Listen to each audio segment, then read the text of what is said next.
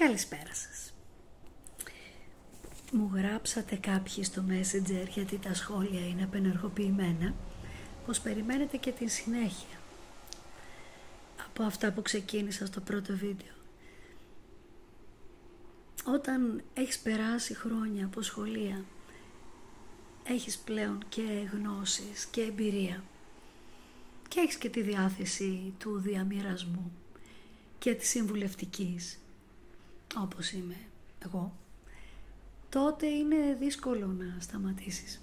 Λοιπόν, είχαμε πει πως μπορείτε να βοηθήσετε τα μικρά σας να αναπτύξουν τον εκφραστικό τους λόγο, γιατί άλλο αντιληπτικός, άλλο εκφραστικός.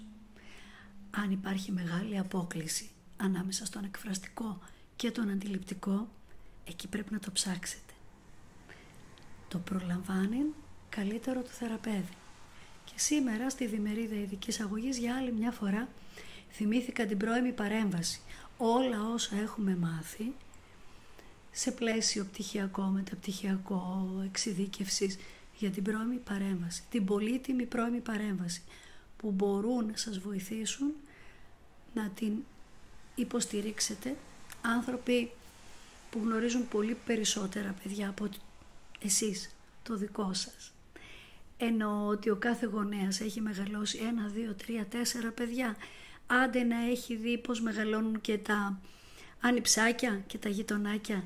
Όμως οι άνθρωποι με εμπειρία που βρίσκονται στο χώρο της ειδικής εκπαίδευσης ή και στο χώρο της γενικής εκπαίδευσης έχουν δει πολύ περισσότερα παιδιά από ότι εσείς, και βιβλίο ακόμη να μην ανοίξουν μπορούν να καταλάβουν αν κάποιο παιδί έχει περισσότερες δυσκολίες από ό,τι θα έπρεπε στην ηλικία του.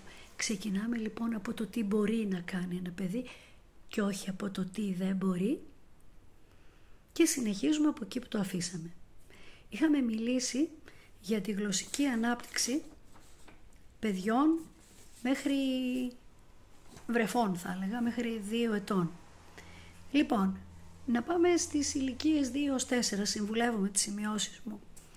Είναι δηλαδή η ηλικία που το παιδί πηγαίνει στο πρώτο κοινωνικό πλαίσιο που είναι ο παιδικός σταθμός, και εκεί πλέον μαθαίνει και πώς να προσαρμόζει τη συμπεριφορά του ανάλογα με αυτό το πλαίσιο και όχι το πλαίσιο του σπιτιού ή της γιαγιάς. Λοιπόν, εκεί το παιδί θα δυσκολευτεί πολύ αν δεν μπορεί να επικοινωνήσει γλωσσικά και χρειάζεται να σμπρώχνει ή να φωνάζει. Γι' αυτό μπορούν να βρεθούν τρόποι απλοί που μπορείτε να τους χρησιμοποιήσετε κι εσείς στο σπίτι. Δεν ανάγκη να πάμε αμέσως σε λογοθεραπευτή, αν και δεν είναι κακό να πάμε όταν μας το συστήσουν. Απέναντίας θα έλεγα. Λοιπόν, όταν το παιδί αρχίζει και εκφράζεται, αν κάτι δεν το λέει καλά, δεν το λέει καθαρά, αλλά το λέει χαριτωμένα, το νερό ας πούμε το λέει νεού, δεν θα πεις κι εσύ, έλα αγάπη μου να σου δώσω νεού, εσύ θα πεις, έλα να σου δώσω νερό, νερό, νεράκι. Δεν περιμένουμε από αυτή την ηλικία να πει καθαρά το ρο, αλλά το ακούει, και όταν είναι έτοιμο θα το εκφράσει. Μικρές προτάσεις. Έχω χυμό μήλου. Πιες ένα χυμό μήλου. Γιατί να ακούει το παιδί μεμονωμένες λέξεις και να μην ακούει προτάσεις? Η επικοινωνία βασίζεται πάνω σε προτάσεις. Λοιπόν, ένα πάρα πολύ απλό και χαριτωμένο παιχνίδι. Κοιτάξτε οικογενειακές φωτογραφίες και ονομάστε τα πρόσωπα. Και τις απλές πράξεις.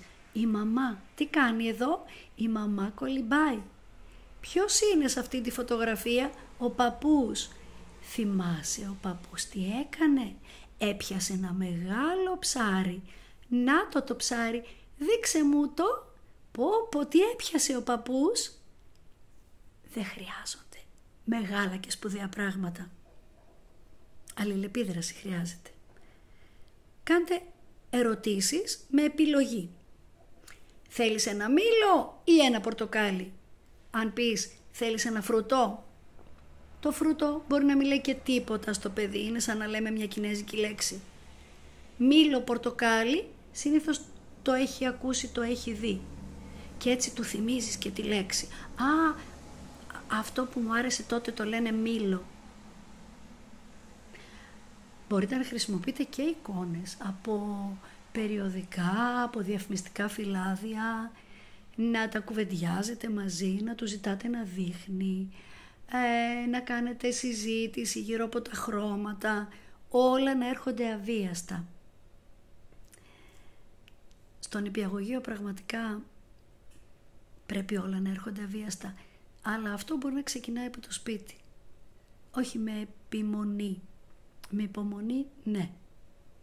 Όταν το παιδί δεν θέλει να ανταποκριθεί, περιμένουμε. Συνεχίζουμε όμως εμείς, χωρίς να πιέζουμε. Λοιπόν, εμπλουτισμός πρότασης. Μπορείς να πεις, αυτή είναι η μύτη μου, μπορώ να μυρίζω. Αχ, τι ωραία μυρωδιά. Μυρίζω μία άσχημη μυρωδιά.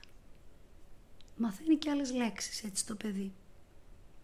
Τραγουδάμε απλά τραγούδια, τι πιο ευχάριστο, τι πιο χαρούμενο.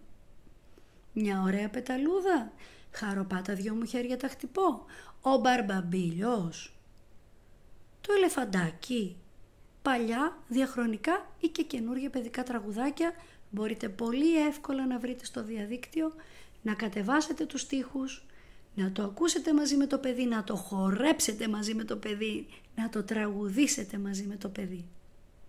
Κι ας συνοδεύει ελάχιστα. Σιγά σιγά θα συνοδεύει όλο και καλύτερα.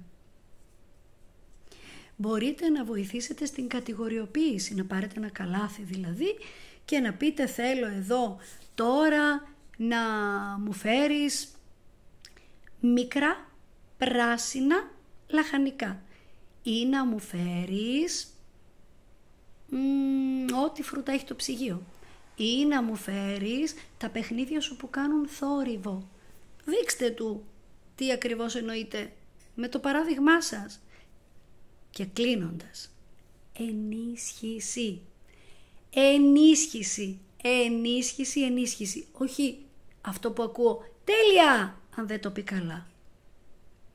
Ή μάλλον αν δεν ανταποκριθεί. Αν δεν ανταποκριθεί δεν είναι τέλεια, το προσπερνάμε.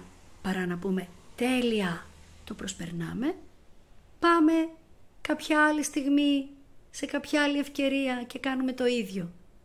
Το τέλεια πρέπει να το αξίζει το παιδί, αλλιώς δεν θα σας πιστεύει. Το μπράβο για την προσπάθειά σου όμως πάντα χρειάζεται. Σας φιλώ.